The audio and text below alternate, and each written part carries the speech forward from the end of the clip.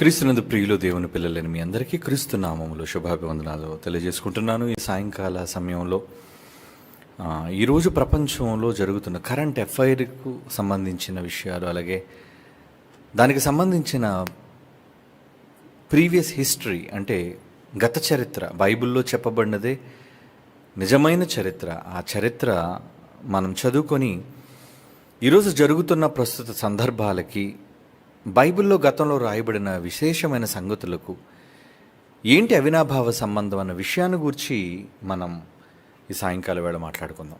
అదేంటంటే, మీరు చదువుకుంటుంది యూదులపై జరుగుతున్న నేటి దాడులు ఒకనాటి క్రీస్తును చంపిన ఉసురా. ఎందుకంటే ప్రపంచంలో ఎప్పటివరకు ఇశ్రాయేలీల పైన, అంటే ముఖ్యంగా యూదులు నిలబడ్డారు కాబట్టి, అందరూ యూదులుగా పిలువబడుతున్నారు కాబట్టి, యూదులు క్రీస్తును సిలువ వేసి హింసించి చంపారు అనే ఒక అభియోగం క్రైస్తవులందరూ యూదులపైన వేశారు. అవును, ఎందుకంటే ఒక మాట చదువుకొని ముందుకు వెళదాం. పెంతెకొస్తేన పండుగ దినాన పేతురు గారు ప్రసంగిస్తున్నప్పుడు ఆయన ఒక విషయాన్ని ప్రస్తావించారు. అపోస్తుల కార్యాలు 2వ అధ్యాయాన్ని మనం చూడగలిగితే ప్రియులారా, అపోస్తుల కార్యములు 2వ అధ్యాయంలో 36వ వచనం చూడండి ఏమంటున్నాడు. ఆ రోజు అక్కడ కూడుకున్న యూదులను ఉద్దేశించి పేతురు గారు ఏమని తన ప్రసంగంలో ఆయన సంభాషిస్తున్నారు, విషయాన్ని ఆయన గుర్తు చేస్తున్నారు. మనం కూడా చదువుకుందాం. అపోస్తుల కార్యములు 2వ అధ్యాయం 36వ వచనం. మీరు సిలువ వేసిన ఈ యేసుని, మీరు సిలువ వేసిన ఈ యేసుని అంటే మీరు చంపారు, మీరు సిలువ వేశారు. అది అందరికీ తెలుసు. యూదులు ఎంత దారుణంగా యేసు ప్రభు పైన తప్పుడు ఆరోపణలు చేసి ఆయన సిలువనెక్కించడానికి ఎలాంటి అబద్ధ సాక్ష్యాలను పుట్టించారు అన్నది మనకు తెలుసు. కనుక ఇది కుట్ర ఫలితంగా యేసు ప్రభు వారు సిలువ వేయబడ్డారు అన్నది మనందరికీ తెలిసిన విషయం. అదే విషయాన్ని అపోస్తుల కార్యాల్లో జ్ఞాపకం చేస్తున్నాడు ఆయన. ఏమని? మీరు సిలువ వేసి చంపిన ఈ యేసు అంటున్నాడు. ఓకే, అంటే యూదులు యేసు ప్రభువును చంపారు కాబట్టి యూదులందరిపైన యేసుక్రీస్తు వారు ఉసురుంటుందా? లేదా ఆయన చంపినందుకు ఆయన రక్తం మా మీద, మా పిల్లల మీద ఉండాలి అని వారు కోరుకున్నందుకు, ఏమండి ఆ రోజు వారు కోరుకున్నారు ఏమని? ఈయన రక్తము మా మీదన, మా పిల్లల మీద ఈ రక్తం ఉండాలి అనే విషయాన్ని కోరుకున్నారు. ఓకే, కనుక వాడు యేసు ప్రభువుని చంపారు కాబట్టే దేవుడు ఇప్పటివరకు యూదులపైన పగ సాధిస్తున్నాడా? జాగ్రత్తగా మనం ఆలోచించాలి. ఈరోజు ప్రపంచం అంతా కూడా ఇజ్రాయిల్ వైపు తొంగి చూస్తుంది. కారణం ఏంటంటే, దారుణమైన మారణ హోమం జరుగుతున్న, బాంబు దాడులు రాత్రనక పగలనక. ఇప్పటికే కొన్ని వందల మంది చనిపోయారు. కారణం వాళ్ళ మధ్య ఉన్న ప్రాచీనమైన వైరం, తల్లులు బట్టి జరిగిన వైరం. అటు హమాస్కి అంటే పాలస్టీనియన్స్కి, అలాగే ఇటువైపు ఉన్న ఇజ్రాయెల్స్కి, వీళ్ళిద్దరికీ కూడా ఆగర్భ శత్రుత్వం అంటారు. అంటే తల్లులు వేరు కాబట్టి ఇరు సంతానాల వారు భూభాగాన్ని ఆక్రమించుకోవడం కోసం, అంటే యెరూషలేము పరిసర ప్రాంతాలు, యోదయాలోని ఉన్న మరి మధ్యధరా సముద్ర తీర ప్రాంతమైన గాజా అంటారు దాన్ని, గాజా స్ట్రిప్ అంటారు దాన్ని భౌగోళికంగా. ఈ గాజా అనే ప్రాంతం, దీన్ని స్వాధీనం చేసుకున్న హమాస్ వాళ్ళని, లేదా ఈరోజున్న ప్రస్తుత ఉగ్రవాదులు వాళ్ళంతా కూడా ఎంత దారుణంగా, నిజానికి ఇజ్రాయెల్ వాళ్ళు కామగా ఉన్నారండి. వాళ్ళు ఎవరు జోలికి వెళ్ళలేదు, ఎవరు ఊసెత్తలేదు. వాళ్ళు ఏదో ఫంక్షన్ చేసుకుంటున్నారు ఒక ప్రాంతంలో అంతే. వెంటనే హమాస్ వాళ్ళు చాలా దారుణమైన పరిస్థితుల్లో అందరిపైన కాల్పులు చేసి కొంతమందిని చెరగును పోయి, ఏమండి వాళ్ళని తుపాకీలతో వాళ్ళని కాల్చటం, వాళ్ళని దారుణంగా చిత్రహింసలకు గురి చేయటం, వాళ్ళ రక్తాన్ని కళ్ళ చూడటం అనేది హమాస్ వాళ్ళే ప్రారంభించారు, అంటే పాలస్టీనియన్స్. కనుక ఈ పాలస్తీనీయులైన వాళ్ళు, లేదంటే ఇశ్రాయేలీలు, యూదులు వ్యతిరేకులైన వారు ఆరంభించిన యుద్ధం, దానికి ప్రతిదాడిగా ఈరోజు యూదులు కూడా ఆ గాజా ప్రాంతం అంతా కూడా బాంబులతో దద్దరిల్లిపోయేటట్టు చేస్తున్నారండి. పరుగులు తీస్తున్నారు. అది ఈరోజు నేడున్న ప్రస్తుత ప్రపంచ వేదికపై జరుగుతున్న చర్చ. అనేక మంది నిరాశ్రయులు అయిపోయారు, అనేక మంది ప్రాణాలు కోల్పోయారు, ఎన్నో బిల్డింగులు నేల కొరిగిపోయి. జరుగుతున్న విధ్వంసం ఏంటో మీకు తెలుసు. బాంబు పేలుళ్ళు, విమానాలతో దాడులు, ఏమండి మిజైల్స్తో దాడులు, దాన్ని త్రిప్పుకొడుతున్న వైనం, అమాయక ప్రజలు, ఇరు వర్గాల మధ్య జరుగుతున్న ఈ ఘోరమైన పోరులో చాలామంది అమాయకులైన వాళ్ళు నలిగిపోతున్నారండి మధ్యన. ఇంతకీ ఎవరి పక్క న్యాయం ఉంది, ఎవరి పట్ల జరిగిస్తున్నది న్యాయం అని అనిపిస్తుంది ఇప్పుడు మనం ఆలోచించాలి. బైబిల్ పక్షాన సుమా చాలా జాగ్రత్తగా. ఎందుకంటే బైబిల్ బట్టి మనం ఆలోచించాలి. ఏదో ఇశ్రాయేలీయులలో యూదులైన వాళ్ళు యేసుప్రభువుని చంపారు కాబట్టి వాళ్ళందరినీ నేరస్తులుగా చిత్రీకరించేద్దామా? లేదు, వాళ్ళు కోరుకున్నట్లుగా యేసుప్రభువుని చంపిన ఉసురు వాళ్ళ మీద వాళ్ళ పిల్లల మీద వస్తుందా? దానికి ఈరోజు కూడా వాళ్ళకి వైమానిక దాడులు జరిగి వాళ్ళు భూభాగాలు దద్దరిల్లిపోతున్నాయా? ఏమంటే యుద్ధాలు జరిగే ప్రాంతం కేవలం ఇజ్రాయెల్ మాత్రమే కాదండి. ప్రపంచంలో చాలా చోట్ల రష్యా యుక్రెయిన్ మధ్యన యుద్ధం మీ అందరికీ తెలుసు. దీనికి ముందు జరుగుతున్న చాలా నెలలుగా కొనసాగుతున్న యుద్ధం, ఒక పెద్ద దేశం ఒక చిన్న దేశం పైన యుద్ధాన్ని ప్రకటించింది. వాళ్ళు త్రిప్పు కొడుతున్నారు, దానిలో కొన్ని వేల మంది చచ్చిపోయారు, ఎంతో నష్టం కలుగుతుంది. అయినా సరే వాళ్ళు యుద్ధానికి ముగింపు పలకలేదండి. అంటే అక్కడ కూడా యుద్ధోన్మాదం. ఇలా ప్రపంచ దేశాల్లో చాలా ప్రాంతాల్లో, అటు ఆఫ్రికా ఖండంలో కావచ్చు, అటు ఐరోపా ఖండంలో కావచ్చు, ఇటు ఆసియా ఖండంలో కావచ్చు, అలాగే ఇటు నార్త్ ఉత్తర దక్షిణ అమెరికాలోని ఈ ఖండాలలో కావచ్చు, ఈ ప్రాంతాల్లో చాలా ప్రాంతాల్లో యుద్ధోన్మాదం ఉంది. అంటే కొన్ని జాతుల మధ్య వైరాలు, జాతుల మధ్య గొడవలు, దానివల్ల ఒకరి మధ్య ఒకరు జరుగుతున్న యుద్ధాలు. ఇది ఆఫ్రికా ఖండంలో కూడా ఉన్నాయి, ఏమండి, ఆసియా ఖండంలో కూడా జరుగుతున్నాయి, ఐరోపా ఖండంలో కూడా జరుగుతున్నాయి. అంటే యుద్ధానికి కారణం చాలా ప్రాంతాల్లో వర్గాల మధ్య జరుగుతున్న పోరు అయితే ఇక్కడ మరి జరుగుతుంది కూడా వర్గపోరు. మరి వర్గపోరు ఇక్కడ జరుగుతున్నప్పుడు ఇది ఇశ్రాయేలీల వాళ్ళు యేసుప్రభువుని చంపినందుకు లేదా ఆయన చిత్రహింసలు పెట్టి సిలువనెక్కించి ప్రాణం తీసిన ఉసురేనా ఎప్పటికీ వాళ్ళ మీదకి వస్తుంది? ఇది మనం బైబిల్ని బట్టి మనం ఆలోచించాలి. ఏదో మా యేసుప్రభువుని చంపేశారు కాబట్టి వాళ్ళంతా నేరస్తులుగా చిత్రీకరించేసి, ఏమండి, ఒకవేళ అలా అనుకుంటే జాగ్రత్తగా వినండి, లాజికల్ పాయింట్ నేను చెప్తున్నాను. ఇశ్రాయేలీలలో లేదా యూదులుగా పిలువబడుతున్న వారిలో యూదులు శత్రువులుగా యేసుప్రభువుని సిలువను ఎక్కించిన జాతిగా యూద జాతి ఉంది కాబట్టి మరి యూద జాతిలో పుట్టిన చాలామంది మొదటి శతాబ్దంలో క్రైస్తవులైన వాళ్ళు ఉన్నారా లేరా? మొట్టమొదటి 3000 సభ్యులుగా ప్రారంభించబడిన సంఘం అది యూదులతో ప్రారంభించబడిన సంఘం, మర్చిపోకండి. యూదులైన వారు మొట్టమొదటిసారిగా సంఘముగా ఆరంభించబడ్డారు. అంటే క్రీస్తును నమ్మిన వారు. అంటే మరి యూదుల మీదకి ఒకవేళ ఈ ఉసురు వస్తుంది, యూదులను చంపినందుకు లేదంటే యేసుప్రభువుని చంపినందుకు యూదులపైన ఈ పగ సాధింపు, కక్ష సాధింపు చర్య దేవుడు ఈ రోజుకి చేస్తున్నాడు అనుకుంటే చాలామంది ప్రభువును నమ్మిన యూదులైన వాళ్ళు కూడా ఉన్నారు. అందులో పేతురున్నాడు, పౌలున్నాడు, అపోస్తలులు ఉన్నారు, మొదటి శతాబ్దపు సంఘం ఉంది. పలు ప్రాంతాలకు చెదిరిపోయిన యూదులైన వారు, సంఘానికి హింస కలిగినప్పుడు చెదిరిపోయిన యూదులైన వాళ్ళు వేల వేల వేల కొలది ఉన్నారండి. మరి వాళ్ళందరికీ కూడా ఈ ఉసురు వస్తుందంటారా? యూదుల మీద ఉసురు ఉంది కాబట్టి. అంటే యూదులందరికీ ఉసురు వర్తిస్తుందా? యేసు ప్రభువును సిలువను ఎక్కించారు కాబట్టి యావత్తు యూద జాతి అంతటికీ కూడా ఇది సంక్రమిస్తుంది అంటే అయితే పౌలు నేరస్తుడు కావాలి, పేతురు నేరస్తుడు కావాలి, యోహాను నేరస్తుడు కావాలి. ఎందుకంటే వాళ్ళంతా యూదులు గనుక. ఆలోచించండి మీరు, వీళ్ళంతా యూదులు కాబట్టి వాళ్ళ మీద కూడా ఉసురు రావాలి. ఎందుకంటే మా మీద, మా పిల్లల మీద అంటే వీళ్ళు ఎవరి సంతానం చెప్పండి? మొదటి శతాబ్దపు క్రైస్తవులైన వాళ్ళు ఎవరి సంతానం?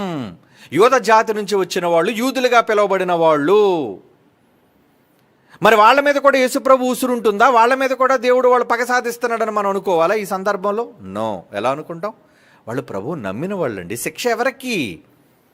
ఓకే, ఇప్పుడు పాత నిబంధనకు మనం వెళదాం. దేవుడు ఒకవేళ నిజంగా యూదుల మీద కక్ష సాధింపు చర్య చేస్తున్నాడు అన్నది నిజం అనుకుంటే పాత ధర్మశాస్త్ర ప్రకారంగా దేవుడు ఎన్ని తరాల వరకు శాపాలను ఇచ్చేవాడు? ఆయన ఎన్ని తరాల వరకు శపించేవాడు? ఒకరు చేసిన తప్పు అంటే తండ్రులు చేసిన దోషం ఎన్ని తరాల వరకు రప్పించేవాడని నిర్గమాకాండంలో మనం చదువుకున్నాం. చూద్దాం ఒకసారి బైబిల్. నిర్గమాకాండం 20వ అధ్యాయం 5వ వచనం చూడండి. నిర్గమాకాండం 20వ అధ్యాయం 5వ వచనం. అక్కడ దేవుడు ఏమని చెబుతున్నాడు? తండ్రులు చేసిన దోషాన్ని పిల్లల మీదకి ఎన్ని తరాల వరకు రప్పిస్తానంటున్నాడు. చదవండి. నిర్గమాకాండం 20వ అధ్యాయం 5వ వచనం. నేను బైబిల్ చూపిస్తున్నాను ప్రతిదానికి, జాగ్రత్తగా మీరు ఆలోచించాలి. నీ దేవుడైన యెహోవానగు నేను రోషము గలవాడని నన్ను ఎవరైతే ద్వేషిస్తారో, అంటే ఆయన కుమారుని ద్వేషించిన ఆయన ద్వేషించినట్లే, నన్ను ద్వేషించిన వారి విషయములో 3-4 తరాలు అంటున్నాడు. జాగ్రత్తగా వినండి. 3-4 తరములు. 3-4 తరములు. ఒక తరం అంటే ఎన్ని అనుకోవాలి? మీకు చెప్పాను కదా, మత్తయి సువార్తలో రాయబడినట్లు మరి అబ్రహాము నుంచి దావీదు వరకు 14 తరాలు అన్నాడు. అంటే ఒక మనిషి ఒక తరం అనుకుంటే, బాగా వినండి, ఒక మనిషి ఒక తరం అనుకుంటే 3-4 తరాలు అంటే పోని తరానికి 100 ఏళ్ళు వేసుకోండి. అంటే దేవుని కోపం ఎన్ని సంవత్సరాలు ఉండాలి? ఎన్ని సంవత్సరాలు ఉండాలి చెప్పండి? 300-400 సంవత్సరాలు దాటి దేవుని కోపం ఉండకూడదు. ఎందుకంటే 4వ తరం అయిపోయింది అప్పటికి. మరి ఇప్పుడు యేసుప్రభు చంపబడింది 2000 సంవత్సరాల క్రితం అయినప్పుడు, ఇప్పుడు 2000 సంవత్సరాలు గడిచిన తర్వాత 2023లో కూడా దేవుడు ఇశ్రాయేలు మీద పగ సాధిస్తున్నాడు అనుకుందామా? జాగ్రత్తగా వినండి. అంటే దేవుడు ఎవరి మీద పగ సాధిస్తున్నాడు, ఎవరి మీద ఆయన తీర్పు తీరుస్తున్నాడు, ఎందుకు యుద్ధోన్మాదం జరుగుతుంది, యుద్ధం ఇందువల్లనే కలిగింది అని ఒకవేళ మనం అనుకోదలిస్తే, యూక్రెయిన్లోని యుద్ధం జరుగుతుంది, ఆఫ్రికాలోని యుద్ధం జరుగుతుంది, ఐరోపాలో చాలా పలు ప్రాంతాల్లో యుద్ధాలు జరుగుతున్నాయి. కనుక ప్రతి యుద్ధానికి దేవుడు వాళ్ళకి ఇచ్చిన శిక్ష ఉగ్రత అని అనుకోవడానికి లేదు. వాళ్ళు చేసిన తప్పులు కారణం కావచ్చు. ఏ రకమైన తప్పులు? ప్రతి తప్పుకి యేసుప్రభువుని శిక్షించడమే కారణం అని మనం అనుకోవాలా? కనుక ఇప్పుడు మనం బైబిల్ని చూద్దాం. ఎందుకంటే మనం దేనిని కూడా మన సొంత ఉద్దేశాలతో, సొంత ఆలోచనలతో చేయవలసింది కాదు. ఇప్పుడు ప్రాక్టికల్గా మనం దేవుడు చెప్పినట్లుగా 3-4 తరాల వరకు నేను శిక్షిస్తాను అంటే, యేసుప్రభువును చంపినందుకు ఒకవేళ మొదటి 100 సంవత్సరాలు యేసుప్రభువును 33లో చంపారు కాబట్టి ఆయన కోపం ఎంతవరకు ఉండాలి? 300-400 సంవత్సరాలు. అంటే క్రీస్తు శకం 400 సంవత్సరాల వరకు యూదులలో పుట్టిన వాళ్ళ మీద ఉండాలి. అవునా కాదా? మరి 400 సంవత్సరాల తర్వాత 500 సంవత్సరాల తర్వాత ఆయన కోపం ఉండడానికి వీల్లేదు, పోవాలి. మరి ఇది 2000 సంవత్సరాలంటే 20 తరాలు వచ్చేసాయి. 20 తరాలు వచ్చినా ఇంకా దేవుడు వాళ్ళ మీద కోపం పెట్టుకున్నాడా? ఆ కోపానికి యేసుప్రభుని చంపడమే కారణమా? కోపం ఏదైనా కావచ్చు. ఏమండి, దేవుడు శిక్షించడానికి ప్రజల మీద కోపం ఉందండి, అది రైట్. దేవుడు ఊరకనే ఏ దేశాన్ని శిక్షించడు. దేవుడు ఊరకనే ఎవరి మీద శిక్ష అమలు చేయడు. చేస్తున్నాడు అంటే దానికి వాళ్ళు చేసిన వ్యక్తిగతమైన తప్పులు కారణం కావచ్చు, లేదా దేవునికి అవిధేయత సంబంధమైన క్రియల కారణం కావచ్చు. కానీ నా కొడుకని యేసుని చంపారు కాబట్టి అందుకే మీకు ఇప్పటివరకు జరుగుతుందని అనుకోవడానికి ఎంతవరకు ఆలోచన ఉంది? రైట్.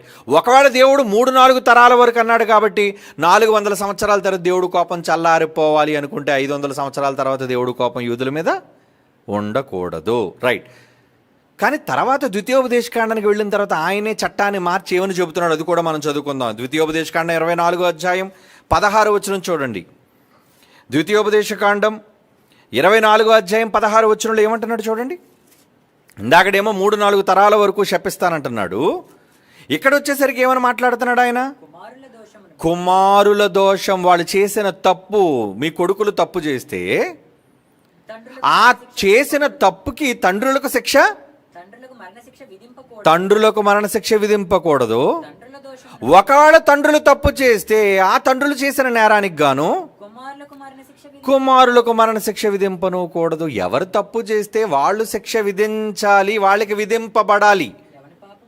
ఎవని పాపం, ఇది అండర్లైన్ చేసుకోండి, ఎవని పాపము నిమిత్తము వాడే మరణశిక్ష విధించబడాలి వాడికి. అంటే యేసుప్రభువును అప్పగించింది మొదటి తరంలో ఉన్న యూదులా, ఇప్పుడున్న యూదులా? మొదటి శతాబ్దంలో ఉన్న యూదులు ఆయనకి మరణదండన విధించారు.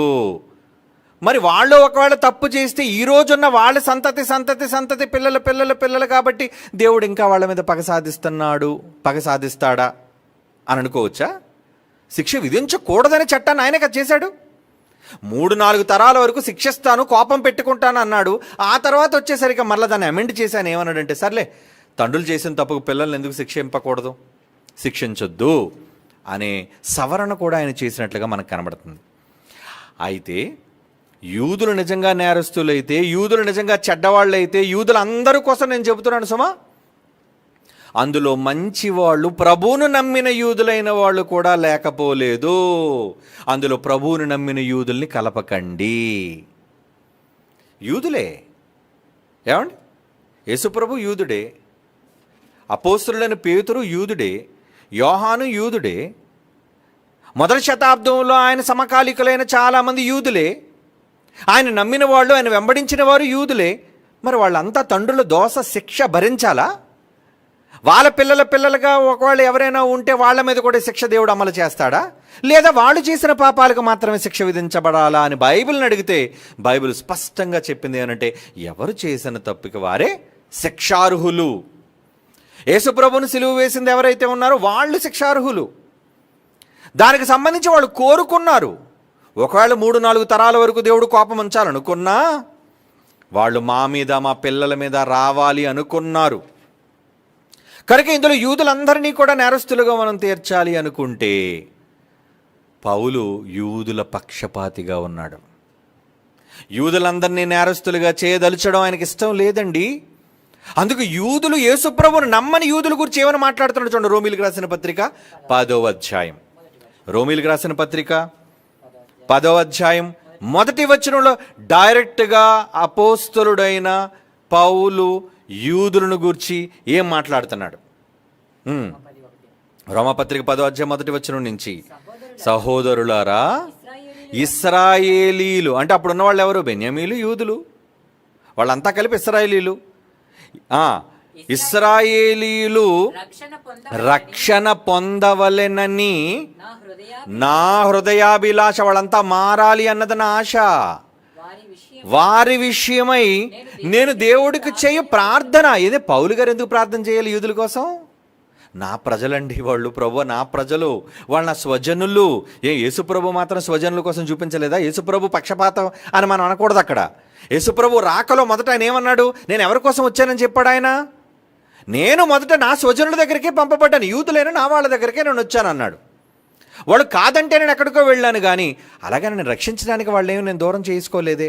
వాళ్ళ కోసం కూడా రక్తం కార్చాను, వాళ్ళని రక్షించడానికి కూడా నేను ప్రాణం పెట్టాను. కనుక ఇక్కడ పౌలు గారి మాటల్లో యూదుల మీద ద్వేషం ఉందా పౌలుకి? నా యేసును చంపిన యూదులారా మీకు శిక్ష విధించబడాలి అని పౌలు అనుకుంటున్నాడా? ఆలోచించండి ఈ మాట బట్టి. ఇక్కడ పౌలు గారి మాటల్లో యూదులను కాపాడాలి అనుకుంటున్నాడా? యూదులను చంపాలి అనుకుంటున్నాడా? యూదుల మీద కక్ష సాధించాలి అనుకుంటున్నాడా? మళ్ళా చదువుదాం ఆ మాట. అందుకే రోమాపత్రిక 10వ అధ్యాయం 1వ వచనం చదువుకుంటున్నాం మనం. సహోదరులారా, ఇశ్రాయేలీలు రక్షణ పొందవలెనని నా హృదయాభిలాష వారి విషయమై నేను దేవుడికి చేయు ప్రార్థన ఉన్నది అని ఇంకా కింద అంటున్నాడు. చూడండి, ఇంకేమంటారు? అక్కడ ఆగిపోలేదు. వారు దేవుని యందు ఆసక్తి గలవారు. దేవుని యందు ఆసక్తి కలిగిన వాళ్ళు, అందరూ కాకపోయినా అందులో కొంతమంది ఉన్నారు దేవుడు అంటే ఇష్టపడిన వాళ్ళు, దేవుడిని నమ్మిన వాళ్ళు. వారిని గూర్చి సాక్ష్యం ఇస్తున్నాను. వాళ్ళలో మంచోళ్ళు ఉన్నారు, మంచోళ్ళు. యూదులలో మంచోళ్ళు ఉన్నారు, నమ్మినోళ్ళు ఉన్నారు. అయినను వారి ఆసక్తి జ్ఞానానుసారమైనది కాదు. ఆసక్తి అయితే ఉంది కానీ జ్ఞానానుసారమైనది కాదు అని ఇంకొక మాట అంటున్నాడండి. అవసరమైతే నా వాళ్ళ కోసం నేను క్రీస్తు నుండి వేరవడానికి సిద్ధపడిపోతున్నాను అంటున్నాడు. చూడండి, అంటే తన వారి కోసం క్రీస్తు నుంచే వేరైపోతాడా? ఏమండి, తన వారి కోసం, యూదుల కోసం, నా ప్రజల కోసం అవసరమైతే నేను క్రీస్తు నుంచి వేరే శాపగ్రస్తుడుగా ఉండకూడదు అంటున్నాడు. చూడండి, ఏ వచనం అది? అందులో చూడండి, కింద ఉందా మాట. తన ప్రజల కోసం, స్వజనుల కోసం క్రీస్తు నుండి వేరైపోతాడా? క్రీస్తు నుంచి వేరే శాపగ్రస్తుడుగా ఉండాలనుకుంటున్నాడా? అది వేరే పత్రికలో ఉందా? 9వ అధ్యాయం 3వ వచనం. Right, very good. రోమాపత్రిక 9వ అధ్యాయం 3వ వచనంలో ఏమంటున్నాడు చూడండి. ముందు అధ్యాయం. పరిశుద్ధాత్మయందు నా మనస్సాక్షి నాతో కూడా సాక్ష్యం ఇస్తుంది. ఏమని? సాధ్యమైతే దేహ సంబంధులు నా వాళ్ళు రక్త సంబంధులా? ఇతనికి ఏమైనా బంధుప్రీతి ఉందా? ఒకళ్ళు ఈ మాట అనుకుంటే మనం అనుకుంటాం, ఏ అండి పౌలు గారు మరి ఎంత బంధుప్రీతి ఏంటండి, ఎంత రక్త సంబంధం మీద ఎంత మమకారం ఏంటండి? రక్త సంబంధం మీద మమకారం ఉండకూడదా? బంధుప్రీతి ఉండకూడదా? నా వాళ్ళని నేను కాపాడుకోవాలనుకోవడం అది నా స్వార్థం. కాపాడుకోవాలనుకోవడంలో స్వార్థం ఏముంది? మంచిని కోరుకుంటున్నాను. ఏమని? వాళ్ళు స్వర్గానికి రావాలి. ఏమండి, మీ బంధువులు ప్రేమిస్తున్నారు, వాళ్ళు సభలకు తరలిస్తున్నారు, లేదంటే వాక్యం వినడానికి వాళ్ళని బలవంతం చేస్తున్నారు, ఏదో వీళ్ళు చెప్పుకుంటున్నారు. ఎందుకు? ఎందుకు మీరు మీ వాళ్ళని కాపాడాలి అనుకుంటున్నారు? ఇది బంధుప్రీతి కాదు, ఇది రక్త సంబంధం కాదు, ఇది స్వజనులను కాపాడుకోవలసిన ధర్మం మొదటి మీ మీద కూడా ఉంది. అందుకు పౌలే మనకి నిదర్శనం, పౌలే మనకి సాక్ష్యం. ఏమంటున్నాడు పౌలు? నా వాళ్ళు దేహ సంబంధులు అంటే నా రక్తం అండి వాళ్ళు. అంటే పౌలు గారికి రక్తపాశం పనిచేస్తుందా? మంచి కోసం పనిచేస్తుంది, కులం చెప్పుకోవడానికి కాదు, వర్గాన్ని ఏర్పాటు చేసుకోవడానికి కాదు, ధనాన్ని దండుకోవడానికి కాదు, వ్యక్తిగతమైన కారణాల కోసం కాదు. తప్పుగా అనుకోకుండా మరలా తన ప్రజలైన వాళ్ళని కాపాడాలి అనుకుంటుంది క్రీస్తు కోసం, నా ప్రభువులోనికి నడిపించడం కోసం నాకు బంధుప్రీతి ఉంది, నా వాళ్ళని నేను సంరక్షించుకోవడం కోసం నా రక్త సంబంధం ఉంది నాకు అని నా కాపాడుకోవాలని ఉందని మనసు ఒకటే కాదండి. నేను ఏం మాట్లాడుతున్నాడు చూడండి తర్వాత మాట. ఈ మాట వింటే నాకే ఆశ్చర్యం అనిపించింది. ఏంటి? దేహ సంబంధులైన నా సహోదరుల కొరకు నేను క్రీస్తు నుండి అవసరమైతే వేరైపోతాను. నేను అవసరమైతే ప్రభు నేను వదిలేస్తాను. నేను శాపగ్రస్తుడిని అయిపోవాలా అంటే వాళ్ళందరూ బాగుపడ్డాను, నేను శాపగ్రస్తుడిని అవ్వడం వల్ల వాళ్ళు బాగుపడతారు అంటే నేను శాపగ్రస్తుడిని అయిపోతాను. యేసుప్రభువును వదిలేయడం వల్ల, నేను యేసుప్రభువును వదిలేయడం వల్ల వాళ్ళంతా యేసుప్రభువుని నమ్ముతారు అంటే ఐఎమ్ రెడీ, నేను యేసుప్రభువును వదిలేయడానికి సిద్ధం. అంత త్యాగాన్ని గుడి కట్టాలా? అంటే తన ప్రాణం కన్నా ఎవరి ప్రాణాన్ని మిన్నగా ఆయన ప్రేమిస్తున్నాడు? ఎవరి మీద ఎక్కువగా ఆయన మమకారం చూపిస్తున్నాడు? ఎవరి మీద బంధుప్రీతి చూపిస్తున్నాడు? తన ప్రజలు స్వజనులైన యూదుల కోసం బైబిలులో పౌలు అంటున్న ప్రత్యక్ష మాట. మీరు బంధుప్రీతి చూపించండి. దేనికి? పండగలకి పబ్బాల కోసం కాదు, ప్రభు కార్యాల కోసం, ప్రభు రక్షణ కోసం చూపించండి బంధుప్రీతి. వాళ్ళ రక్షణలోకి తీసుకొని రావడానికి చూపించండి రక్త సంబంధం. పౌలు అదే చేస్తున్నాడు ఇక్కడ. నా వాళ్ళని కాపాడుకోవడం కోసం అవసరమైతే నేను ప్రభువుని కూడా విడిచిపెట్టేస్తాను అంటున్నాడంటే ఎంత ప్రేమ వాళ్ళ మీద. ఓకే పౌలు గారికి ప్రేమ ఉంది కనుక యూదుల్లో చాలామంది రక్షణ పొందాలి అన్నది అని ఆశ. మరి రక్షణ పొందాలి అని ఆశ ఉన్నప్పుడు వాళ్ళ మీద ఇంకా యేసుప్రభుని చంపిన ఉసురు, యేసుప్రభుని సిలువ వేసినందుకు దేవుడు ఇంకా వాళ్ళ మీద కక్ష సాధింపు ఏమైనా చేస్తున్నాడా? ఏమండి, కక్ష సాధింపు ఏమైనా చేస్తున్నాడా? ఒక మాట చదువుతామా? ఏమండి, యూదుల కోసం ఒక శాపం అయితే ఉందండి. ఏంటి ఆ శాపం? దేవుడు బైబిల్లో రాయించిన శాపం, అది ప్రవక్తల గ్రంథాల్లో రాయబడిన శాపం, అది యేసు తదనంతరం వాళ్ళ కోసం నెరవేర్చబడిన శాపం. ఏంటో శాపం ముందు యేసు ప్రభు మాటల్లో మనం చూద్దాం. మత్తయి సువార్త 24వ అధ్యాయం, మత్తయి సువార్త 24వ అధ్యాయం 6వ వచనం. మరియు మీరు 24వ అధ్యాయంలో యెరూషలేము దేవాలయాన్ని గూర్చి యేసు ప్రభు వారు మాట్లాడుతూ ఆయన శిష్యులేమో దేవాలయాన్ని ఆయనకు చూపిస్తున్నారు. ఇది అలా ఉంది ఏమండి, అప్పటికే 2 సార్లు దాడి చేయబడింది, తిరిగి కట్టబడింది దేవాలయం. మొదటి 2 వచనాలు ఏమని మాట్లాడుతున్నారో చూడండి యేసు ప్రభు వారు. మత్తయి సువార్త 24 మొదటి వచనం. యేసు దేవాలయం నుండి బయలుదేరి వెళ్ళుచుండగా ఆయన శిష్యులు ఆ దేవాలయపు కట్టడలు ఆయనకు చూపించి చూవచ్చిరి. అందుకని మీరు ఇవన్నీ చూచుచున్నారు కానీ రాతి మీద రాయి ఒక్కటైనను ఇక్కడ నిలిచి ఉండకుండా పడద్రోయబడినని మీతో నిశ్చయముగా చెప్పుచున్నాను. అవునా ప్రభువా, ఎప్పుడు జరుగుతుంది ఇదంతా అన్నప్పుడు చెబుతున్నాడు. ఏమని? మొత్తం 3వ వచనం నుంచి 14వ వచనం వరకు చెబుతున్నాడండి. యుద్ధాలు, పోరాటాలు అబ్బోబ్బో చాలా జరుగుతాయి. ఇవన్నీ కూడా వేదనలకు ప్రారంభము అని 15వ వచనం నుంచి చెప్తున్నాడు చూడండి. కాబట్టి ప్రవక్త అయిన దానియేలు ద్వారా చెప్పబడిన నాశనకరమైన ఏ వస్తువు పరిశుద్ధ స్థలమందు నిలుచుట మీరు చూడగానే చదువుడు గ్రహించండి. కొండలకు యూదయలో ఉండేవారు కొండలకు పారిపోండి చెప్పేశాడు ఆయన బతుకున్నప్పుడే. ఏమండి, మిద్దె మీద ఉండేవాడు తన ఇంటిలోనికి ఏదైనా తీసుకొని పోవటకు దిగకూడదు, పొలంలో ఉండేవాడు తన బట్టలు తీసుకొని పోవటకు ఇంటికి రాకూడదు. అయ్యో ఆ దినములకు గర్భిణులకు పాలిచ్చే వారికి శ్రమ. ఎవరు? యూదుల కోసం చెప్తున్నాడు, జ్యూస్, ఇశ్రాయేలీలకి.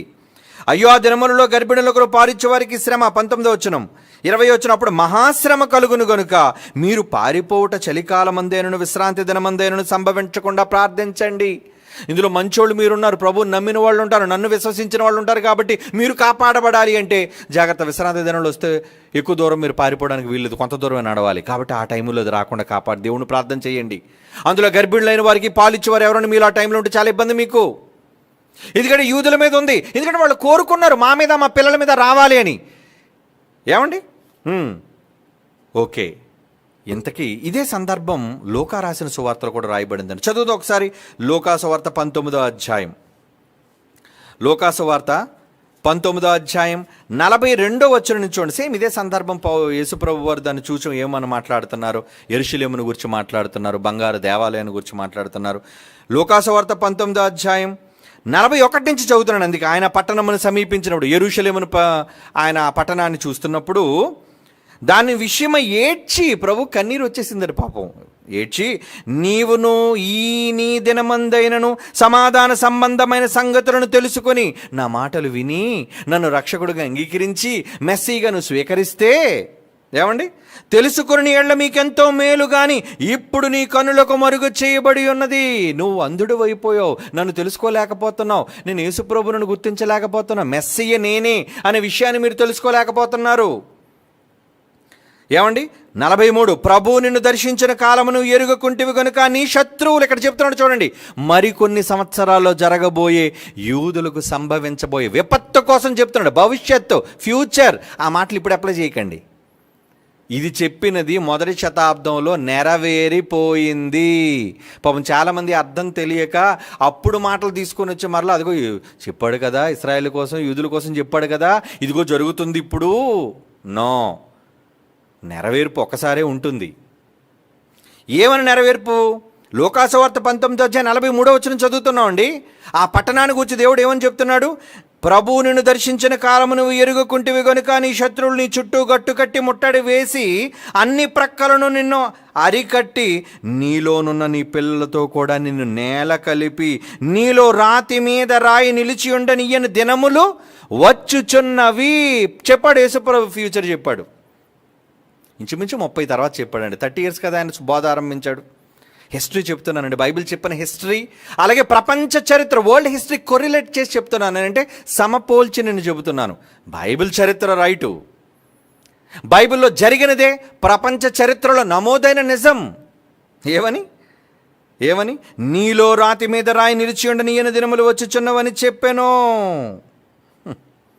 చెప్పాడా యేసుప్రభు? చెప్పాడు. చెప్పిన ఎంత కాలానికి సంభవించిందని మీరు అనుకుంటున్నారు?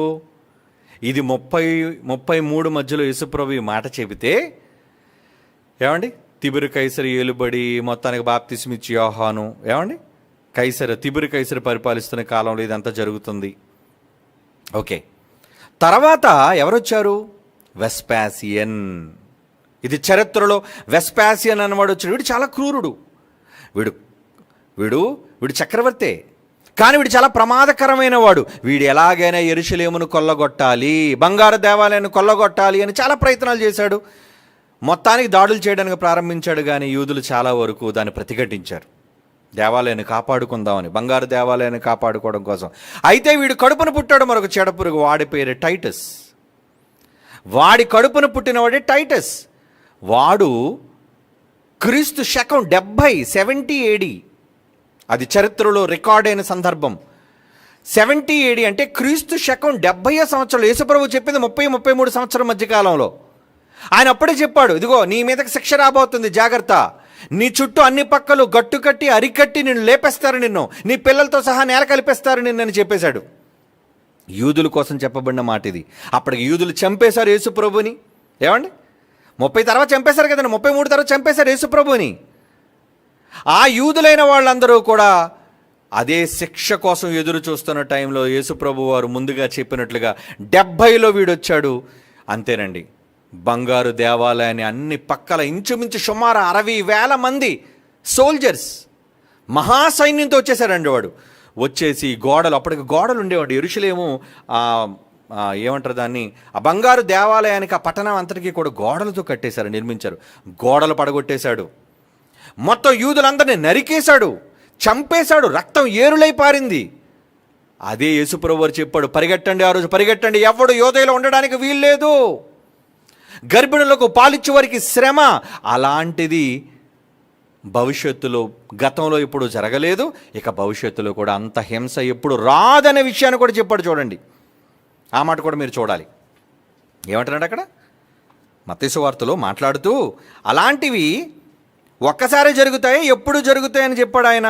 ఎప్పుడు చెప్పాడు చూడండి, మత్తయి సువార్త 24, 21వ వచనం, మత్తయి సువార్త 24వ వచనం, 24వ అధ్యాయం, జాగ్రత్త చూడండి. ఏమండి, నేను వర్స్ టు వర్స్ బైబిల్లో ప్రతి మాట మీకు చూపిస్తున్నాను. మత్తయి సువార్త 24వ అధ్యాయం 21వ వచనం, లోకారంభము మొదలుకొని ఇప్పటి వరకు అట్టి శ్రమ కలుగలేదు, ఇక ఎప్పుడునూ కలుగదు. అంటే ఇది కేవలం యూదులకు యెరూషలేముకు సంభవించే సంఘటన, మహాశ్రమ. అంతవరకు ఎప్పుడు జరగలేదు, అది జరిగిన తర్వాత ఇంకా అలాంటిది ఎప్పుడు జరగదు అన్నాడు. కాబట్టి మరలా తర్వాత యూదుల మీద ఏమైనా దాడులు జరిగితే ఇదంతా దానికే అని ప్రతిదానికి తీసుకెళ్ళి ఈ మాటని చెప్తే ఎలా? ఈరోజు ప్రపంచంలో చాలా ఉన్న బోధకులు ఏదో బైబిల్లో రాయబడ్డాయి కాబట్టి ఈ మాటలన్నీ తీసుకెళ్ళిపోయి యూదుల మీద ఉందండి, యూదుల మీద ఉందండి, యూదుల మీద. ఎంతవరకు ఉంది, ఎవరికి ఉంది?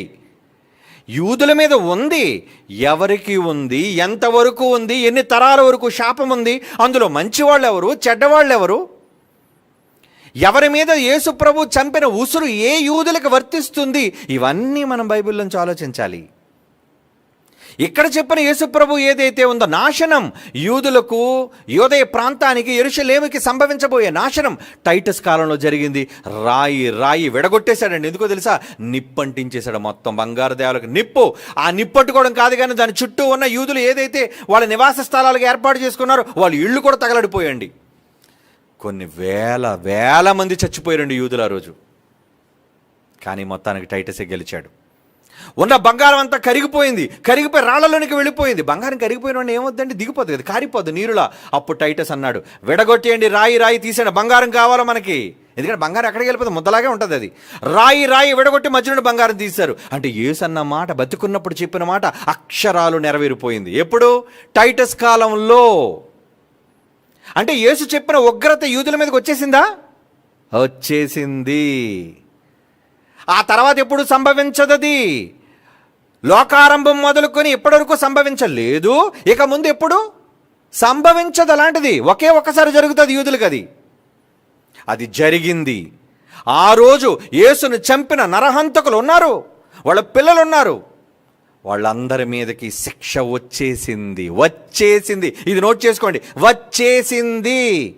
అందుకే ఇప్పుడు మీకు అర్థమయ్యే మాట ఒకటి చెప్తాను. పౌలు గారు చెప్పిన మాట, మొదటి దశలోనికే పత్రిక 2వ అధ్యాయం, 15వ వచనం.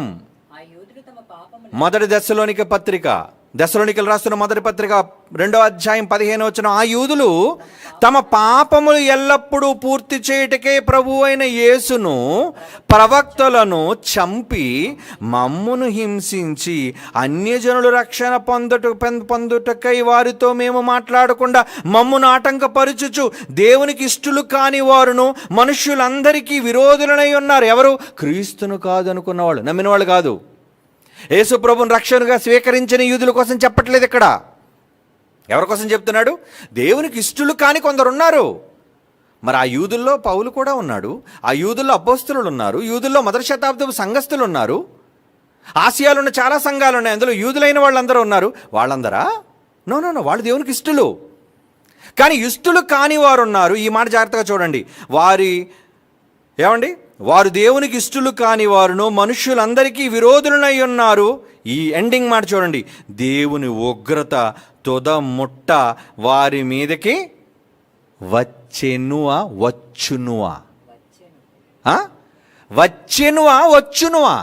వచ్చేసింది. అంటే పౌలు గారు ఈ పత్రిక రాసినప్పటికీ యూదులకు వేసేసాడు. అప్పుడే టైటస్ కాలంలో వేసేశాడు. ఎందుకంటే పౌలు గారు రంగప్రవేశం జరిగిపోయింది అప్పటికే. 70 అనేసరికి పౌలు వచ్చేసాడు. యేసుప్రభు 33వ సంవత్సరం తర్వాత ఆయన వెళ్ళిపోయాడండి. అప్పటికి ఇంచుమించు 37 సంవత్సరాలు ఉందండి టైం. అంతే కదా, 70 రావాలంటే ఇంచుమించు 36 సంవత్సరాలు, 37 సంవత్సరాలు, 33 తర్వాత. అంటే ఈ 37 సంవత్సరాల పౌలు గారు రంగప్రవేశం జరిగిపోయింది, టైటస్ రావడం జరిగిపోయింది, యూదులందరినీ సర్వనాశనం చేసేశాడు, బంగారు దేవాలను నిప్పంటించేశాడు, రాయి విడగొట్టేశాడు, బంగారం అంతా తీసుకెళ్ళిపోయాడు. అంటే యూదుల మీద దేవుడు చెప్పిన శాపం వచ్చిందా లేదా? అదే జ్ఞాపకం చేస్తున్నాడు పౌలు గారు. ఏమని? దేవుని ఉగ్రత తొద ముట్ట వారి మీదకి వచ్చేను. Past tense. బైబిల్లో చాలా మందికి ఈ పాస్ట్, ప్రెసెంట్, ఫ్యూచర్ టెన్స్లు తెలియకుండా మాట్లాడుతుంటారు. అంటే ఏంటి? వచ్చేను, వచ్చేసిందయ్యా, వచ్చేసింది. యెరూషలేము సంఘం గొప్ప హింస కలిగినందుకు పారిపోయాడు. ఫిలిప్ ఎందుకు పారిపోయాడు? అపోస్తులు తప్ప అందరూ ఎందుకు చెదిగిపోయారు? టైటస్ వచ్చాడు, వాడు మొత్తం యూదులందరినీ చంపుతున్నాడు. నీరో వచ్చాడు, చంపుతున్నాడు. వెస్పాసియన్ వచ్చాడు, చంపుతున్నాడు యూదుల్ని. ఇక మహాశ్రమ కలిగింది, సంఘానికి మహాశ్రమ, ఎన్నడూ కలుగునంత మహాశ్రమ సంభవించేసరికి అందరూ పారిపోయారు. అపోస్తుల కార్యాలు 8వ అధ్యాయం ప్రారంభంలో మనం చదువుకున్నాం. అవునా? ఆలోచించండి. కనుక ఈ సందర్భాలలో అప్పటికి పౌలు ఈ విషయాన్ని రాస్తున్నప్పటికీ ఏమొచ్చేసింది వాళ్ళ మీదకి? తుదముట్ట వారి మీదకి వచ్చేను అని పౌలు కన్ఫర్మ్ చేసి చెప్తున్నాడు. అంటే వచ్చేసిందా వస్తుందా? మరలా అడుగుతున్నాడు మిమ్మల్ని, వచ్చేసిందా వస్తుందా? వచ్చేసింది అని బైబిల్ ఘంటాపదంగా చెప్పింది.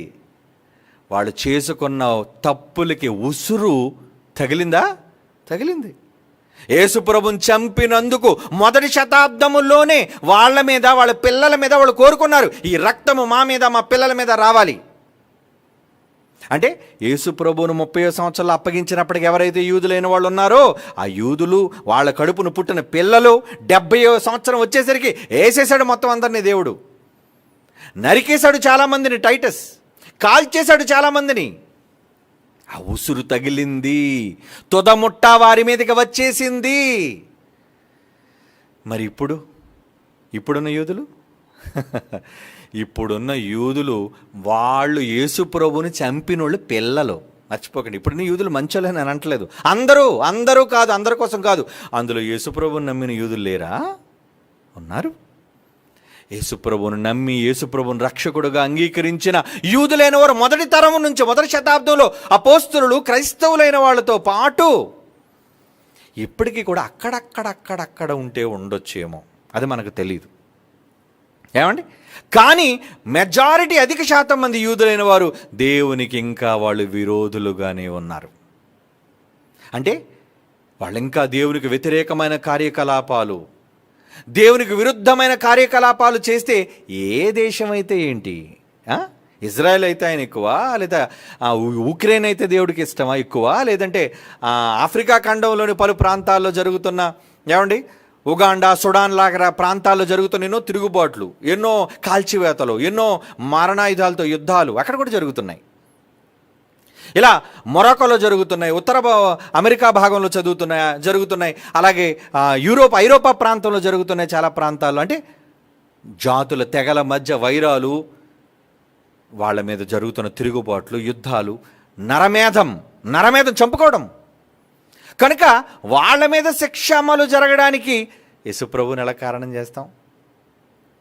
అలాగైతే యేసుప్రభు నమ్మనందుకు మరి ఎమిరేట్స్ని ఏం చేసేయాలి? మిగతా ప్రాంత ప్రజలు ఏం చేయాలి? యేసుప్రభుని అసలు వాళ్ళకి సంబంధం, వాళ్ళు నమ్మరు యేసుప్రభుని, వాళ్ళకి యేసుప్రభుతోనే సంబంధం లేదు. కనుక దేవుడు ఎవరికైనా శిక్ష అమలు చేయాలి అంటే అది వాళ్ళ సొంత క్రియలు, పాపములు. మర్చిపోకండి. అలాగైతే విశాఖపట్నాన్ని కుమ్మేశాడు. ఎప్పుడు? హుదూద్తో కుమ్మేశాడు. మరి విశాఖపట్నంలో మనం కూడా ఉన్నాం, మనల్ని కాపాడాడు, మిగతా వాళ్ళని కుమ్మేశాడు. నష్టం. మరి దీన్ని బట్టి మనం ఏమనుకోవాలి? దేవుని కోపం వీళ్ళు వాళ్ళని లేదు, ఎక్కడైనా వస్తుంది దేవుడి కోపం. దేని బట్టి? ఇదిగో ఈ పట్టణంలో దేవునికి విరుద్ధమైన కార్యకలాపాలు జరుగుతున్నాయి గనుకనే హుదూద్ కొట్టింది. అవునా కాదా?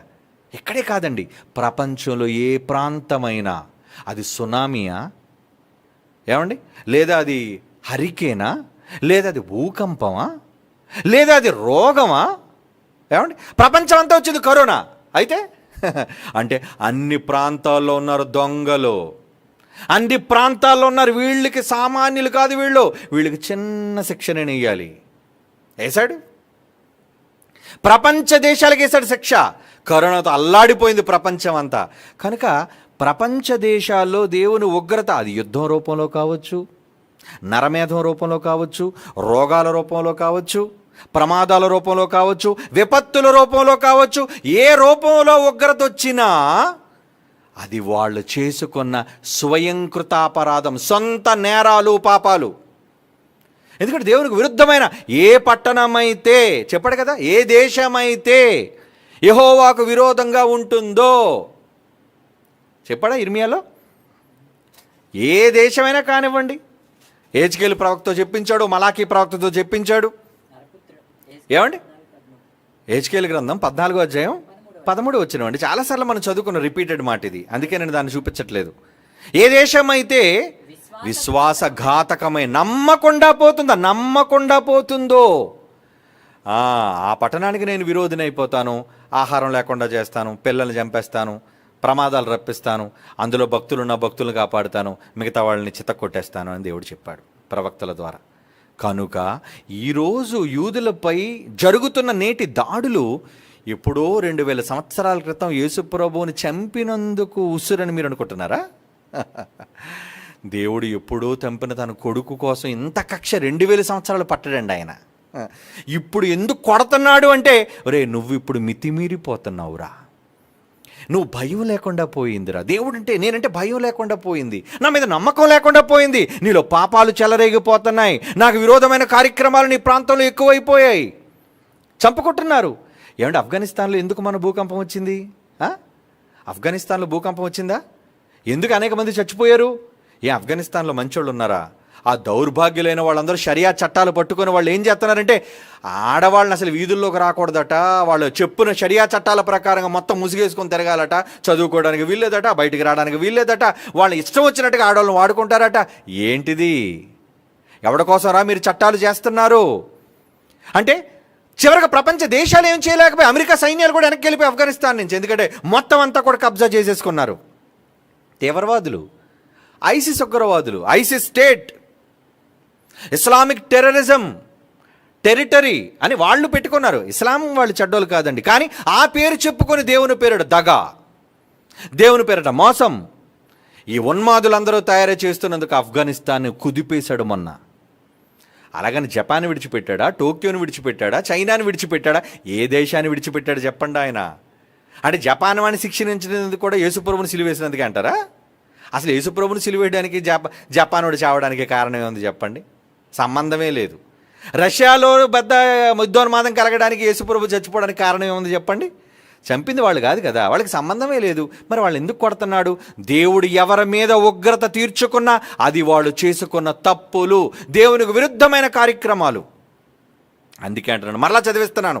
1 దశలోనిక పత్రిక 2వ అధ్యాయం 16వ వచనంలోని చివరి మాట, దేవుని ఉగ్రత తొదముట్ట వారి మీదకి వచ్చింది అంటున్నాడు. చూడండి రైట్. ఇప్పుడు బైబిల్లోంచి కొన్ని మాటలు చూద్దామండి, దేవుడు ఏమంటున్నాడు. ఇశ్రాయేలుతో ఆ రోజు ఏం చెప్పాడు చూడండి. హెజ్కేలు గ్రంథం 18వ అధ్యాయం 31, 32 వచనాలండి. హెజ్కేలు గ్రంథం 18వ అధ్యాయం 31, 32. మీరు జరిగించిన అక్రమ క్రియలన్నిటినీ విడిచిపెట్టి చెప్తున్నాడు. ఇప్పుడు అందరితో చెప్తున్నాడు, అది యూదులు కావచ్చు, ఏమండి ఇతర దేశంలో ఏ జాతి ప్రజలు కావచ్చు, ఏ ఖండవాసులు కావచ్చు, వాళ్ళతో చెప్తున్నాడు, మీరు జరిగించిన అక్రమ క్రియలను విడిచిపెట్టి నూతన హృదయమును నూతన బుద్ధి తెచ్చుకొనుడి. ఇశ్రాయేలులారా, మీరు ఎందుకు మరణము నొందుదురు? ఎందుకురా చస్తారు? ఇప్పుడు కూడా వీళ్ళు చావడానికి, నరమేధం జరగడానికి కారణం ఏంటో తెలుసా? మీరు జరిగించిన అక్రమ క్రియలను విడిచిపెట్టి ఎప్పటికైనా మానండిరా. మీ తండ్రులు చెడ్డోళ్ళు, వాళ్ళు చేసిన తప్పులు చాలా ఉన్నాయి, వాళ్ళ DNA మీలో ఉంది, మీ నరాల్లో వాళ్ళ తాలూకా చెడ్డ బుద్ధులు ఉన్నాయి, కనుక మానండి అని దేవుడు ఆ రోజు చెప్పాడు. ఎప్పుడు? ఇవన్నీ జరగకముందు. అప్పటికి యేసుప్రభువే రాలేదు. హెజ్కేలు అప్పుడు యేసుప్రభు వచ్చాడేంటి? లేదు కదా. అప్పటికి ఎందుకు యేసుప్రభుని సిలువేయలేదండి. కానీ చెబుతున్నాడు, ఇశ్రాయేలులారా, మీరెందుకు మరణం నొందుదురు, ఇదే ప్రభువుకు యెహోవా వాక్కు అని చెబుతున్నాడు. చూడండి, కనుక ఇప్పుడు ఏం చేయాలి? ఓకే, ఎఫెసీయులకు రాసిన పత్రిక చూడండి. ఎఫెసీయులకు రాసిన పత్రిక 2వ అధ్యాయం 12వ వచనం నుంచి చదువుతున్నాను ప్రియులారా. ఎఫెసీయులకు రాసిన పత్రిక 2వ అధ్యాయం 12. అందుకే యేసుప్రభువు ద్వారా ఏం చేశాడు? ఆ కాలం మంది ఇశ్రాయేలుతో సహపౌరులు కాక పరదేశులు, వాగ్దాన నిబంధన లేని పరజనులు, నిరీక్షణ లేని వారును, లోకమందు దేవుడు లేనివారు యుండి క్రీస్తు దూరస్తులయుంటిరి. మీరు జ్ఞాపకం చేసుకుని ఆయనను మునుపు దూరస్తులైన మీరు క్రీస్తు యేసునకు క్రీస్తు రక్తము వలన సమీపస్తులై ఉన్నారు. ఇంతకీ యేసుప్రభు చనిపోయింది దేనికి? కలపడానికి. ఎవరిని కలపడానికి? యూదులను కూడా, తప్పు చేసిన యూదులను కూడా క్షమించడానికి సిద్ధం. యేసుప్రభు రక్తం క్షమించమని కోరుకుంటుంది. ఏంటండి యేసుప్రభు రక్తంలో ఎంత గొప్పతనం! అదే కదండి ఆయనలో ఉన్న క్షమాగుణం. తన్ను చంపిన వాళ్ళని సైతం క్షమించే గుణం యేసుప్రభులు ఉన్నప్పుడు దేవుడు ఇంకా 2000 సంవత్సరాలు పగ సాధిస్తాడా? ఏరా నా కొడుకుని చంపారంటాడా? తప్పు చేస్తే కొడతాడు. నా కొడుకుని చంపినందుకు పగ కాదు దేవునికి. కొడుకుని చంపినందుకు పగ సాధించాడు దేవుడు. కొడుకే క్షమించేస్తున్నాడు. వాళ్ళ మీద వాళ్ళు చేసిన తప్పుకి శిక్ష అమలు జరిగిపోయింది, తుద ముట్ట వారి మీద ఉగ్రత వచ్చింది అని 14 వచనంలో ఏమన్నాడు చూడండి. ఎఫ్సీ పత్రిక 2:14. ఆయన మన సమాధానమై ఉండి మీకును మాకును ఉండిన ద్వేషమనగా విధిరూపకమైన ఆజ్ఞలు కలిగిన ధర్మశాస్త్రము శరీరం ఎందుకు కొట్టివేడు చేత మధ్యగోడను పడగొట్టి ఉభయులను ఏకము చేసును, మరియు ఆయన వచ్చి దూరస్తులను మీకును సమీపస్తులైన మాకును వారికి నీ సమాధాన సువార్తను ప్రకటించుని ఆయన ద్వారానే మనం ఉభయములు ఒక్క ఆత్మయందు తండ్రి సన్నిధికి చేరగలిగి ఉన్నాం. ఇప్పుడు వాళ్ళు వేరా? యూదులు వేరా? మీరు వేరా? ఏంటి వాళ్ళు వేరు మనం వేరా? ఇప్పుడు మీరు చెప్పండి, ఎక్కడ వేరు? యేసు ప్రభువు నమ్మితే యూదుడని, గ్రీసు దేశస్థుడని, దాసుడని, స్వతంత్రుడని భేదమే లేదు. అంటే నమ్మిన తర్వాత కూడా అరే నువ్వు యూదుడు కదా, యూదుడు కదా, యూదుడు కదా, అరే మీ వాళ్ళందరూ చంపారా, మీరందరూ నా కొడుకుని చంపారా అనే వ్యక్తి కాదండి దేవుడు. యేసు ప్రభు అలాంటి మనసు లేదు. తండ్రి అయిన దేవుడికి అలాంటి మనసు లేదు. నమ్మితే ఆయన స్వీకరిస్తాడు. అదే చెప్పాడు ఇక్కడ. ఏమండి, అదే చెబుతున్నాడండి. ఇంకా ఇంకా యెషయా గ్రంథంలో ఒక మంచి మాట ఉంది, అది కూడా చదువుదండి. యెషయా గ్రంథం 40వ అధ్యాయం 2వ వచనం. యెషయా గ్రంథం 40వ అధ్యాయం 2వ వచనం. నా జనులను ఓదార్చుడి, ఓదార్చుడి. అప్పటికే శిక్ష వేశాడు చాలా. శిక్ష వేసింది ఆయన, మళ్ళీ ఓదారుస్తుంది ఆయన. గాయం చేసింది ఆయనే, గాయం కడుతుంది ఆయనే.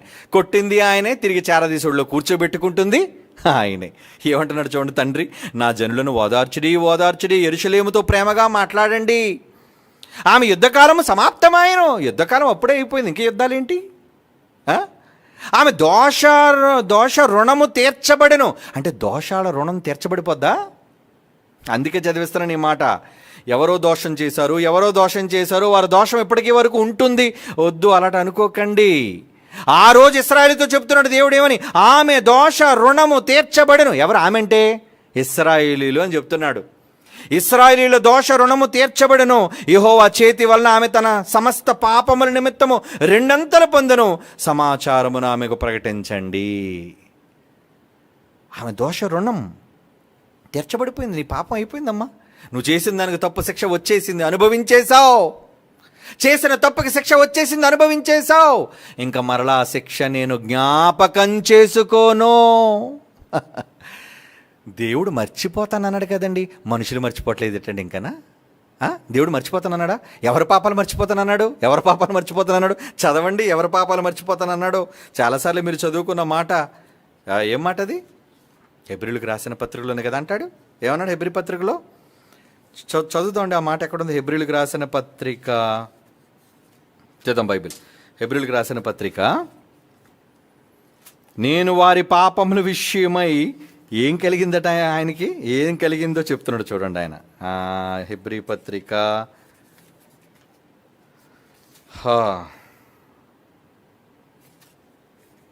హెబ్రీ పత్రిక 8వ అధ్యాయము 12వ వచనము. హెబ్రీ పత్రిక జాగ్రత్తగా వినండి. ఇది క్రొత్త నిబంధనలో రాయబడుతున్న మాట, శిక్షలు అమలు జరిగిన తరువాత చెప్పబడుతున్న మాట. హెబ్రీ పత్రిక 8వ అధ్యాయము 12వ వచనం ఏమని? నేను వారి దోషముల విషయమై దయ కలిగి వారి పాపములు ఇక ఎన్నడను జ్ఞాపకము చేసుకొననని ప్రభువు సెలవిచ్చుచున్నాడు. ఎవరు? దేవుడే వాళ్ళ పాపాల విషయమై క్షమించేశాను అని క్షమాపణ ఇచ్చేసినప్పుడు ఏమండి ఇంకా యేసు ప్రభు కోసం వాళ్ళని కారకులు చెయ్యొచ్చా? ఆలోచించండి. దేవుడు మర్చిపోయాడు. నీ తండ్రి, మన తండ్రి మర్చిపోయాడు. ఎవరి పాపాలు మర్చిపోయాడు? మీ దోషములు రా. ఎవరు? యూదులు. అబ్బాబ్బాబ్బా, మీ వాళ్ళు చేసిన నేరాలు ఇన్నన్ని కాదురా నాయనో, చాలా ఘోరాలు చేశారా మీరు. నా కొడుకునే చంపేశారా మీరు. నా కొడుకును పొట్టను పెట్టుకున్నారు, ప్రవక్తలను పొట్టను పెట్టుకున్నారు. మంచి చేసిన చెప్పినందుకు అపోస్తులను చంపారా, ప్రవక్తలను చంపారా మీరంతా. మీ దోష శిక్ష మీరు అనుభవించారు. మీరు చేసింది మీ మీద, మీ పిల్లల మీదగా వచ్చింది. మీ దోష నివారణ జరిగింది. కనుక ఇక మీ పాపల్ని నేను జ్ఞాపకం చేసుకోను, నేను జ్ఞాపకము చేసుకొనను అని దేవుడు అన్న తర్వాత మరలా మనం వాళ్ళ పాపాల విషయం జ్ఞాపకం చేసుకోవడం ఎంతవరకు సమంజసం? కనుక ఏం చేయాలి? రే నమ్మండ్రా. ఇప్పటికైనా వాళ్ళతో చెప్పాల్సింది ఏంటి? ఇశ్రాయేలుతో చెప్పాల్సింది ఏంటి? యూదులతో చెప్పాల్సింది ఏంటి? ఏమండి, ఎప్పటికీ యూదుల్లో మార్పు రాలేదండి. ఎప్పటికీ యూదులు ఎంత పొగరబోతులంటే వాళ్ళ దగ్గరికి వెళ్ళి సువార్త ప్రకటిస్తుంటే ఉమ్ము వస్తున్నారండి మీద. నమ్మిన వాళ్ళు ఉన్నారు సుమా, క్రీస్తును నమ్మిన క్రైస్తవులు ఉండొచ్చు అక్కడక్కడ ఇజ్రాయెల్లో. ఏమండి? కానీ ఆ యూదులలో చాలా కాలెత్తి తంతున్నారండి. బైబిల్ ప్రకటిస్తుంటే, రోడ్డు మీద బైబిల్ ప్రకటిస్తుంటే కాలెత్తి తంతున్నారు. అంటే మీరు మారరా? ఇంకా మీరు మారరా? ఇన్ని జరుగుతున్న దేవుడు మీ పాపాలు, మీ తాత తండ్రులు చేసిన నేరాలు, ప్రభు అయిన అమాయకుడిని చంపారు కదరా, అయ్యి కూడా నీ తండ్రి క్షమించాడు, పరలోకపు తండ్రి క్షమించి వాటిని జ్ఞాపకం చేసుకొని అన్నాడు. మరి ఇప్పుడు ఎందుకు ఇవన్నీ జరుగుతున్నాయి? బాంబు పేలుళ్ళు ఎందుకు? ఎందుకు చస్తున్నారు? ఎందుకు యుద్ధోన్మాదం జరుగుతుంది? ఎందుకు నీ మీద శత్రువులు ఉసుగొలుపుతున్నారు? ఎందుకు వచ్చి నీ పిల్లలు, నీ కుటుంబాలు దాక్కుంటున్నారు భయంతో? తుపాకీ గుళ్ళ శబ్దాలు ఎందుకు? బాంబు శబ్దాలు ఎందుకు? చెప్పండి. మీలో మార్పు రావటం లేదురా. దేవుడు అదే అంటున్నాడు వాళ్ళతో, మారండిరా, ఇకనైనా నమ్మండిరా ప్రభువుని. వీళ్ళ మీదకి వచ్చిన దోష శిక్ష ఆ రోజు వాళ్ళ తండ్రులు చేసింది వాళ్ళ తండ్రుల మీదకి వచ్చేసింది. ఆ తర్వాత వాళ్ళ దోషాలను దేవుడు క్షమించాడు. అందుకే వాళ్ళను కూడా పిలుస్తున్నాడు, రండి రండి రండి. వస్తారా? నమ్ముతారా? నా కొడుకు నమ్ముతారా? నమ్మితే మీకు నిత్యరాజ్యం. ఏమండి? నమ్మితే ఏమిస్తానన్నాడు ఆయన? నమ్మితే ఏమిస్తానన్నాడు? ఏమిస్తానంటున్నాడు? చూడండి ఏమిస్తానంటున్నాడు. ఒకసారి బైబిల్లో మనం చదువుదామండి. ఏమంటున్నాడు? యెషయాగ్రంథం 49వ అధ్యాయం 13వ వచనం. యెషయాగ్రంథం 49వ అధ్యాయం 13వ వచనం. శ్రమ నుండి తన జనుల ముందు జాలిపడి యెహోవా తన ప్రజలను జనులను ఓదార్చి ఉన్నాడు. ఓదార్చాడట, ఎన్నోసార్లు ఓదార్చాడు. అందుకే వాళ్ళు పంటలు పండుతున్నాయి, అందుకే దేశం సస్యశ్యామలంగా ఉంది. నీ బుర్రలో పెట్టిన తెలివి ఏమండి, నిజంగా జ్యూస్ చాలా తెలివైనలండి. యూదులు జ్ఞానమును వెతుకుతున్నారండి. ఇది ప్రపంచ దేశాల్లో ఉన్న చాలామంది పెద్ద పెద్ద శాస్త్రవేత్తలు, వాళ్ళంతా జ్యూస్. తెలుసా మీకు? వాళ్ళంతా యూదులండి. ఎందుకు వచ్చింది వాళ్ళ డిఎన్లో? తెలివైన వాళ్ళు, జ్ఞానులు వాళ్ళు. కానీ యేసు ప్రభువును తెలుసుకున్న వాళ్ళు కొందరైతే, తెలుసుకోలేని ఎందరో ఉన్నారు. వాళ్ళు యేసు ప్రభువును తెలుసుకోకుండా వాళ్ళు చేస్తున్న సొంత తప్పులకి, పాపాలకి శిక్ష అనుభవిస్తున్నారు. అందుకే యుద్ధం, అందుకే రోగం, అందుకే భూకంపం, అందుకే వరదలు. ఇవన్నీ ఎందుకు జరుగుతున్నాయి? విపత్తులు. ఏ దేశమైతే దేవునికి విరోధంగా మారుతుందో అది ఎవరికైనా దేవుడు వర్తింపజేస్తున్నాడు. ఇంకేమంటున్నాడు ఆయన? ఇర్మియా గ్రంథం 31వ అధ్యాయం 34వ వచనం. ఇర్మియా గ్రంథం 31వ అధ్యాయం 34వ వచనం. నేను వారికి దేవుణ్ణి ఎందును, వారు నా జనులగుదురు. వారు మరి ఎన్నడును యెహోవాను గూర్చి బోధనందము అని తమ పొరుగు వారికి గాని తమ సహోదరులకు గాని ఉపదేశము చేయరు. వింటారట. నేను వారి దోషములను క్షమించి వారి పాపములకి ఎన్నడను జ్ఞాపకము చేసుకోను కనుక అల్పులేమి గనులేమి అందరూ నన్ను ఎరుగుదురు. తెలుసుకోవాలి. అలా తెలుసుకోవాలి అని అన్నాడు గనుకనేనండి ఎంతమంది మొదటి శతాబ్దంలో 3000 మంది యూదులు మారారండి. మొట్టమొదటి సంఘం, యేసు ప్రభు పునాది రాయిగా వేసి ప్రారంభించిన సంఘం, తొలి సంఘం యూదుల సంఘం. జ్యూస్ యూదులు కదా? యూదులేనండి. ఆ యూదులేనండి ప్రపంచాన్ని ఈరోజు మనకు బైబిల్ని ఇవ్వటంలో, ఈ గ్రంథాలను రాయటంలో, ఈ మహాజ్ఞానాన్ని మన చేతిలో పెట్టడంలో పేతురు పాత్ర ఎంత పెద్దది, పౌలు పాత్ర ఎంత పెద్దది, యోహాను పాత్ర ఎంత పెద్దది, లోకా పాత్ర ఎంత పెద్దది, మత్తయి పాత్ర ఎంత పెద్దది. సువార్తలు రాసిన వారు కానీ, పత్రికలు రాసిన వారు కానీ, ఆ మించుమించు 27 పుస్తకాలు రాసిన గ్రంథకర్తలు వాళ్ళంతా ఎవరు? జ్యూస్, యూదులు, ఇశ్రాయేలీలు. దేవుడు ఇంకా వాళ్ళ పట్ల సానుభూతి చూపిస్తున్నాడండి. అందుకే పౌలు అంటున్నాడు పక్షపాతంగా, నా ప్రజలు ఇశ్రాయేలీలైన యూదులైన వాళ్ళు రక్షణ పొందాలని చదువుదాం మరలా మాట. ఎందుకండి పౌలు పక్షపాతిగా మాట్లాడుతున్నాడు? దేవుని విషయమే, దేవుని మనస్సులోని సంగతులే. ఎందుకంటే ఎవరినైనా పోగొట్టుకోవడం దేవునికి ఇష్టమా? యూదులను పోగొట్టుకోవడం దేవుడికి ఇష్టమా? కాదండి. ఒక తండ్రిగా తన పిల్లలందరూ ఎంత చెడ్డవాళ్ళైనా నా పిల్లలు నాకు కావాలి అనుకున్నాడు అండి తండ్రి. He is real father. తప్పు చేశాడని కొడుకును పక్కన పెట్టేసినవాడు, ఏమండి, లేదా నిష్కారణంగా కొడుకులను పక్కన పెట్టేసేవాళ్ళు వాళ్ళు తండ్రులు కాదండి. క్షమ కలిగి ప్రేమ చూపించి పిల్లలను సొంత హక్కును చేర్చుకున్నవాడు తండ్రి. అదే తండ్రి ఏమంటున్నాడు చూడండి. అందుకే ఆ తండ్రి మనస్సు కలిగిన పౌలు ఏమంటున్నాడు చూడండి. రోమపత్రిక 10వ అధ్యాయం 1వ వచనం, తర్వాత 9వ అధ్యాయం మాట చదువుకుందాం. సహోదరుడా, ఇశ్రాయేలీయులు రక్షణ పొందాలని నా హృదయాభిలాష వారి విషయమై నేను దేవుడికి ప్రార్థన చేస్తున్నాను. ఏమండి, మనం ప్రార్థన చేయొచ్చా?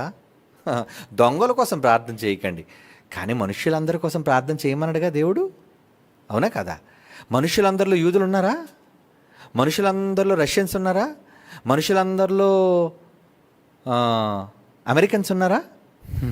మనుషులందరిలో ఆఫ్రికన్స్ ఉన్నారా? మనుషులందరిలో నాస్తికులు ఉన్నారా? ఎందుకు లేరండి? అందరి కోసం ప్రార్థన చేయండి. మనుష్యులందరి కోసం అన్నాడు. ఇక్కడ పౌలేమన్నాడు? యూదులు నా ప్రజలు. మీరేమంటే అనుకోండి, నాకు పక్షపాతం ఉందని అనుకోండి, నాకు రక్త సంబంధం ఉందనుకుంటే అనుకోండి, నాకు బంధుప్రీతి ఉందనుకుంటే అనుకోండి. నా ప్రజలు ఇశ్రాయేలీయులు రక్షణ పొందవలనని నా అభిలాష నాది. వారి విషయమై దేవునికి నేను చేయు ప్రార్థన సాధ్యమైతే. దేహ సంబంధులైన నా రోమపత్రిక 9వ అధ్యాయంలో మాట ఇది. 9వ అధ్యాయం 3వ వచనం, 9వ అధ్యాయం 3వ వచనం. సాధ్యమైతే నా ప్రజల కోసం, నా వాళ్ళ కోసం, నా బంధువుల కోసం, నా రక్త సంబంధికుల కోసం, దేహ సంబంధులైన నా ప్రజలైన యూదుల కోసం, ఇశ్రాయేలుల కోసం నేను క్రీస్తు నుండి వేరై, క్రీస్తు నుంచి అవసరమైతే వదిలేస్తాను, ప్రభువుని వదిలేస్తాను. నేను శాపగ్రస్తుడిని అయిపోయినా పర్వాలేదు, నా ప్రజలు కాపాడబడాలి. ఏంటండి అంత ప్రేమ యూదుల మీద? పౌలు గారు ఇంత జ్ఞానం, ఇంత మర్మం, ఏమండి, ఇంత మర్మం తెలిసిన పౌలేనా మాట్లాడుతున్నాడు ఇవన్నీ? పౌలే మాట్లాడుతున్నాడు. అవునండి, పౌలే మాట్లాడుతున్నాడండి. దేనికోసం మాట్లాడుతున్నాడు? ఎందుకంటే ప్రభు ఎవరినైనా స్వీకరించే మనసు ఆయనకు ఉందండి. ఎవరినైనా స్వీకరించే మనసు ఉందండి. చదువుదాం ఒక మాట. రోమపత్రిక 10వ అధ్యాయం, ఇందాక 9 కదా చదివారు, ఇప్పుడు 9వ అధ్యాయం చదివారు, 10వ అధ్యాయం మొదటి వచనం చదివారు. రోమపత్రిక 10వ అధ్యాయం 13వ వచనం. ఎందుకనగా ప్రభు నామం బట్టి ప్రార్థన చేయవాడు ఎవడైనా సరే. యూదుడా, నువ్వు మోకాళ్ళు వేసి యేసుప్రభు కోసం ప్రార్థన చేయి, యేసుప్రభు నామంలో ప్రార్థన చేయి. ఏం చేస్తాడు? వాడెవడో రక్షింపబడును. అంటే యూదుడు ప్రార్థన చేసిన రక్షింపబడతాడా? దేవుడు అందరినీ రక్షించడానికి మనోభిలాష కలిగిన వాడు, అందరినీ తన పిల్లలుగా చేర్చుకుని ఒక తండ్రి మనస్సు కలిగిన వాడు. తండ్రి, రియల్ ఫాదర్, నిజమైన తండ్రి, ప్రేమ కలిగిన తండ్రి, ఒక్కరూ నశింపవలనని ఇచ్చేయింపక అందరినీ కాపాడుకోవాలనుకునే తండ్రి అండి. నువ్వు నాకు అక్కర్లేదు అనుకునేవాడు కాడు. తన పిల్లలు తనకు కావాలి అని కోరుకునేవాడు అండి తండ్రి, మన తండ్రి. ఎందుకనగా ప్రభువు నామం బట్టి ప్రార్థన చేయవారు ఎవరో, ఏమండి, వాళ్ళు ఎవరట? రక్షింపబడుదురు. అంటే రక్షింపబడతారా? రక్షింపబడతారండి. ఆ రక్షణ కోసం దేవుడు ఏం చేయాలనుకుంటున్నాడు? తన పిల్లలైన వాళ్ళని చేర్చుకోవాలి అనుకుంటున్నాడండి. ఏంటి, ఎలా చేర్చుకోవాలనుకుంటున్నాడు? ఎఫ్సీ పత్రిక 3వ అధ్యాయం చూడండి. మర్మం, సీక్రెట్ చెప్తున్నాడు పౌలు. అందుకే సీక్రెట్. ఏంటా సీక్రెట్? ఈ మర్మమేదనగా, ఈ హిడెన్ సీక్రెట్ ఏంటంటే, తరాలుగా యుగాలుగా మరుగు చేయబడిన ఈ రహస్యం ఏంటంటే, ఈ మర్మం ఏంటంటే, ఎఫ్సీ పత్రిక 3:6, అన్యజనులు సువార్త వలన క్రీస్తు యేసునందు యూదులతో పాటు అంటే చూడండి, ఇంక్లూడింగ్ జ్యూస్. మరి యేసుప్రభుని చంపారు కదండి వాళ్ళ తండ్రులు. మాట్లాడక ఇంకా విషయాలని. ఆ యూదులతో పాటు సమాన వారసులను, ఒక శరీరం మందలి సాటి అవయవములను వాగ్దానములో పాలివారునై ఉన్నారు అన్నదే సీక్రెట్ అంటున్నాడు చూడండి. అంటే వీళ్ళు కూడా కాపాడబడాలన్నదే సీక్రెటా? ఎస్. దేవుని ఉద్దేశం వీళ్ళొక్కలే కాదండి, ప్రపంచ ప్రజలందరూ కాపాడబడాలి అన్నది ఆయన మనోభిలాష. అదే పౌలు గారి మనోభిలాష. వారిలో పుట్టాడు కాబట్టి ఏమండి, మన భారతీయులను కాపాడుకోవడం మనం పక్షపాతలమా? అందుకే నేను ఏమన్నాను, కమాన్, మన భారతదేశాన్ని కాపాడడం కోసం భారత భాషల్లోనికి మన వాక్యాన్ని తీసుకెళ్దాం పాటల రూపంలో. ఎందుకు? స్వార్థం. నేను భారతీయుని కాబట్టి భారతీయులను కాపాడుకోవాలనుకునే స్వార్థం. నేను ఆంధ్రుని కాబట్టి తెలుగు వాళ్ళని కాపాడుకోవాలనుకునే స్వార్థం. ఒకవేళ మీరు మలయాళీస్ అయితే ఏమండి, కేరళని కాపాడండి. మీరు తమిళియన్స్ అయితే తమిళనాడుని కాపాడండి. మీరు మరాఠియన్స్ అయితే మహారాష్ట్రను కాపాడండి. ఇలా ఎవరైనా ఎవరి ప్రాంతానికి చెందిన వాళ్ళు మీ కుటుంబాలని, మీ స్వజనులను, మీ సొంత జాతి ప్రజలను రక్షించండి అర్రా. అది పక్షపాతం కాదు, పౌలుకున్న ప్రేమ. అందుకే ఈరోజు దేవుని జ్ఞానం, క్రీస్తు సువార్త ప్రకటించబడాలి. అదే మర్మం. ఆ మర్మములు యూదులు లేరు, ఆ మర్మములు అన్యజనులు లేరు. అందరూ నా పిల్లలే, అందరూ కాపాడబడాలి అన్నది ఈ మర్మం అంటున్నాడు. చూడండి, ఈ మర్మం ఏదనగా ఏంటంటే ఆ సీక్రెటు సువార్త వలన. యేసు మరణ సమాధి పునరుద్ధానములు. ఎవరైతే యేసు ప్రభు మరణ సమాధి పునరుద్ధానం అంగీకరిస్తారా, యూదుడా కమాన్ నమ్మో, నేను పలానా దేశస్తుని నమ్మో, నేను నాస్తికుడిని నమ్మయ్యా, నేను మతోన్మాదిని నమ్మరా. ఎవడైనా సరే సువార్త వలన క్రీస్తు యేసునందు యూదులతో పాటు సమాన వారసులు. ఒకప్పుడు యూదులే వారసులు అనుకున్నారు కదా, కానీ ఇప్పుడు వాళ్ళతో పాటు మిమ్మల్ని కూడా చేర్చేశాడు సమాన వారసులు. ఏమంటే మనకు కూడా వారసత్వం ఉందా? యూదులు యూదులు యూదులు యూదులు అనుకున్నారా? మీరెవరో చూస్తారా? గలతీ పత్రిక 3:16 గలతీ పత్రిక 3:16 అండి. గలతీ పత్రిక 3:16 అబ్రహామునకు నా సంతానమునకు వాగ్దానము చేయబడెను. ఆయన అనేకులను గూర్చి అన్నట్టు సంతానములకు అని చెప్పకుండా ఒకని గూర్చి అన్నట్టే సంతానమునకు అనను. ఆ సంతానం క్రీస్తు. మరి ఆ క్రీస్తు సంతానం ద్వారా ఆశీర్వదింపబడిన వాళ్ళు ఎవరు? మనం క్రైస్తవులు. అంటే మనం కూడా వారసులమా? ఎవరికి వారసులం? కిందన అంటున్నాడు చూడండి. అందుకే కిందన అంటున్నాడు. కిందకి వెళ్ళేసరికి ఏమన్నాడు? 27వ అధ్యాయం లాస్ట్ మాట. గలతీ పత్రిక 3వ అధ్యాయంలో 29వ వచనం చూడండి. ఒకవేళ మీరు ఆ సంతానం క్రీస్తు కదా, మీరు క్రీస్తు సంబంధులైతే ఆ పక్షమున అబ్రహాము యొక్క సంతానం. మీరు అబ్రహాం సంతానం. ఇశ్రాయేలు ఎవరి సంతానం? యూదులు ఎవరి సంతానం? అబ్రహాం సంతానం. మరి మీరెవరి సంతానం? మేము యూదులం కాదు కదండి, మేము ఏ గోత్రానికి చెందిన వాళ్ళం కాదండి. కాదు, మీరు కూడా అబ్రహాము సంతానమే. ఎలా? యేసుప్రభు నమ్మారు కదా. మీరు యేసుప్రభు నమ్మితే అంటున్నాడు, మీరు ఒకవేళ క్రీస్తునందు విశ్వాసం ఉంచిన వారైతే ఆ పక్షమందు 29 గలతీ పత్రిక 3:29 ఆ పక్షమందు అబ్రహాము యొక్క సంతానమై ఉండి వాగ్దానం, అబ్రహాముకి ఏదైతే వాగ్దానం చేశాడో ఆ వాగ్దాన ప్రకారంగా మీరు కూడా వారసులు. అందరం వారసులమే. యూదులు వారసులు, మనం వారసులు, ప్రతి మనిషి వారసుడే. కనుక ఏమండి, ఇప్పుడు యూదులపై జరుగుతున్న ఈ బాంబు దాడులు యేసుప్రభుని చంపినందుక? దేవుడు ఎప్పుడో క్షమించేశాడు. యేసుప్రభు బతుకున్నప్పుడే క్షమించాడు. తండ్రి వీళ్ళు ఏం చేస్తున్నారు, వీళ్ళకి తెలియదా, వీళ్ళు క్షమించే మంచోడండి. కనుక ఈరోజు జరుగుతున్న ఈ భయంకరమైన దాడులు ఎవరో వాళ్ళ తాత తండ్రులు చేసిన దాన్ని రెప్పించే దేవుడు అంతటి పక్షపాతి కాడు. మరి ఎందుకు వస్తున్నాయి ప్రభు అంటే, వాళ్ళు చేసిన పాపాలు నేటికీ చేస్తున్నారు. వాళ్ళ తండ్రులు చేసింది వీళ్ళు చేస్తున్నారు, వీళ్ళు చేసింది వాళ్ళు పిల్లలు చేస్తున్నారు, వాళ్ళు పిల్లలు చేసింది పిల్లలు చేస్తున్నారు. ఎవరు తప్పు చేస్తే వాళ్ళ పాపములకు వారే శిక్షార్హులు. ఇందరూ మనం చదువుకున్నవే ఆ మాట. ఏమని? ఎవడ పాపం చేస్తాడో వాడికే శిక్ష విధించాలి. ద్వితీయోపదేశకాండంలో దేవుడు అన్న చట్టం. ఏమండి, తండ్రులు తప్పు చేస్తే పిల్లలకు శిక్ష విధిస్తారా? విధించకూడదు కదా. ఎవరికి విధించాలి? ఎవరు చేసిన పాపమునకు వారే శిక్షార్హులు. మరి ఇప్పుడు ఎందుకు వీళ్ళకి నేరాలు, ఈ బాంబు దాడులు ఇవన్నీ ఎందుకు జరుగుతున్నాయి? ఎందుకు వాళ్ళు పిల్లలతో పరిగెడుతున్నారు? మీరు చేసిన దోషాలు, తప్పులు ఉన్నాయి. అందులో యేసుప్రభుని అంగీకరించకపోవడం ఒక కారణం కావచ్చు. ఇంకా చాలా తప్పులు చేస్తున్నారు, దేవునికి విరుద్ధమైన కార్యక్రమాలు చేస్తున్నారు. కానీ యేసుప్రభుని సిలువ వేసి ఆ పాపం మాత్రం కాదు, అది దేవుడు క్షమించేశాడు, జ్ఞాపకం చేసుకోనని చెప్పాడు, వాళ్ళకి క్షమాపణ వాళ్ళకి ఇచ్చేశాడు. వాళ్ళ పిల్లలకి ఏదైతే కోరుకున్నారో ఆ తరములో వాళ్ళ తుదముట్ట వాళ్ళ నాశనం ఇచ్చేశాడు. ఆ రోజు యూదులకు శిక్ష అమలు చేశాడు. దేవుని పిల్లలారు, కనుక ఈ రోజైనా ఎవరి మీదకైనా దేవుని ఉగ్రత వస్తే అది మనం చేసుకున్న పొరపాట్లు. అది ఏ దేశమైనా కావచ్చు. దానికి యేసుప్రభు మరణంతో సంబంధం లేదు. అంటే యేసుప్రభుని శిక్ష విధించడంతో సంబంధం లేదు. ఆయన చనిపోవడం అందరి కోసం చనిపోయాడు. అందరి కోసం ఆయన ప్రాణం పెట్టింది ఎవరి కోసం పెట్టాడు? సకల జనుల కోసం, సకల భాషల కోసం, సకల జాతి ప్రజల కోసం పెట్టాడు ఆయన ప్రాణం.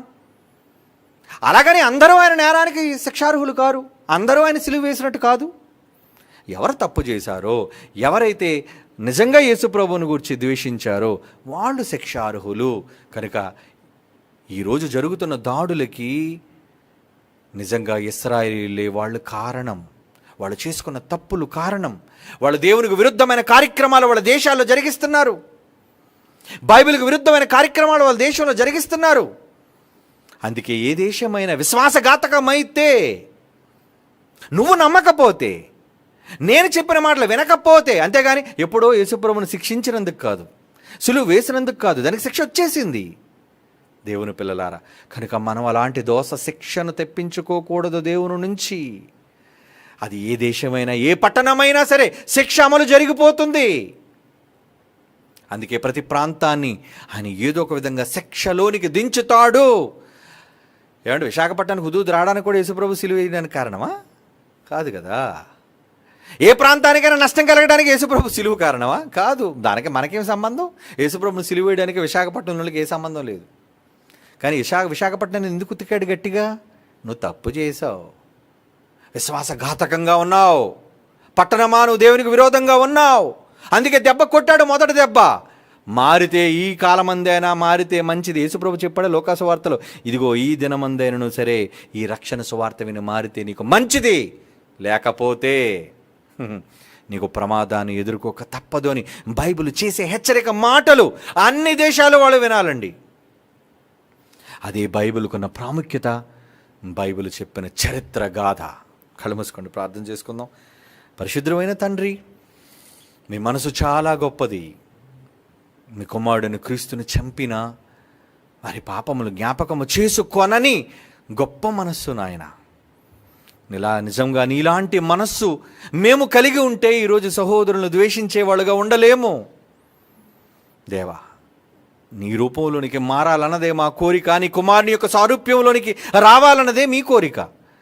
అది మాకు, మా పిల్లలకు, మా కుటుంబాలకు ఉండాలని మీ ప్రేమ, మీ కృప, అనుగ్రహం మాకు అనుగ్రహించవలసిందిగా, మా అందరిపైన జాలి, కృప, క్షమ చూపించవలసిందిగా మీ సన్నిధిలో శరణు వేడుకుంటూ క్రీస్తు వారి పవిత్రమైన నామంలో ఈ ప్రార్థన మీకు సమర్పించి వేడుకొనుచున్నాము తండ్రి. ఆమేన్.